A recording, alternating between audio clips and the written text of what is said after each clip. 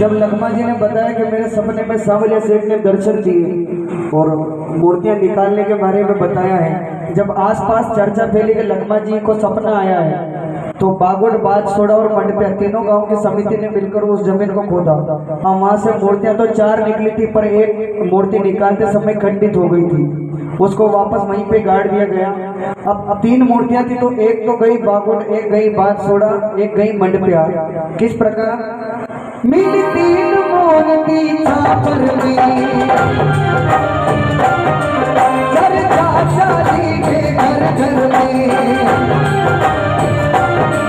मिली 3 मूर्ति छापर में, चर्चा चली के घर घर में। एक बागुड़, एक बाजसोड़ा, बीच मंडपिया छोड़। अरे मूर्तियां निकली, मूर्तियां निकली, बाबा बेचो हमारा सांवलिया सिंह मोर, मारा बंद कर बाजा को, मारा सांवलिया सिंह मोर, मेरा कीर्त किशोर।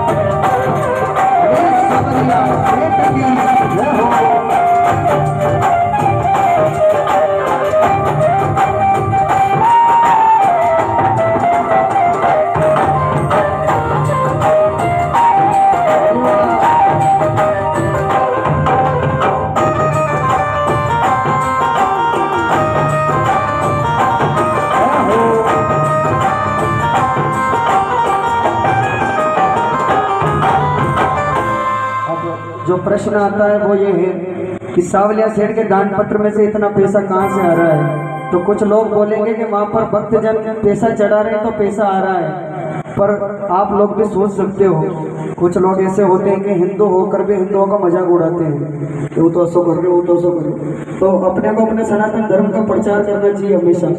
अब कहते हैं कि लॉकडाउन के समय भी भारत बंद था, सब अपने अपने घर में कैद थे। वहाँ उस टाइम पर भी सांवलिया सेठ के दान पत्र से करोड़ों रुपए तो नहीं निकल रहे थे, पर लाखों रुपए निकल रहे थे।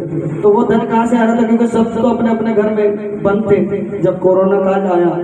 तो कहते हैं कि लखमा जी एक दिन सांवलिया सेठ की मूर्ति को, उन्होंने जहाँ पर अपन बर्तन रखते हैं परेंडी, वहाँ पर सांवलिया सेठ की मूर्ति को बिठाया था। एक दिन जब दर्शन करने गए तो वहाँ पर एक सोने का सिक्का पड़ा हुआ था।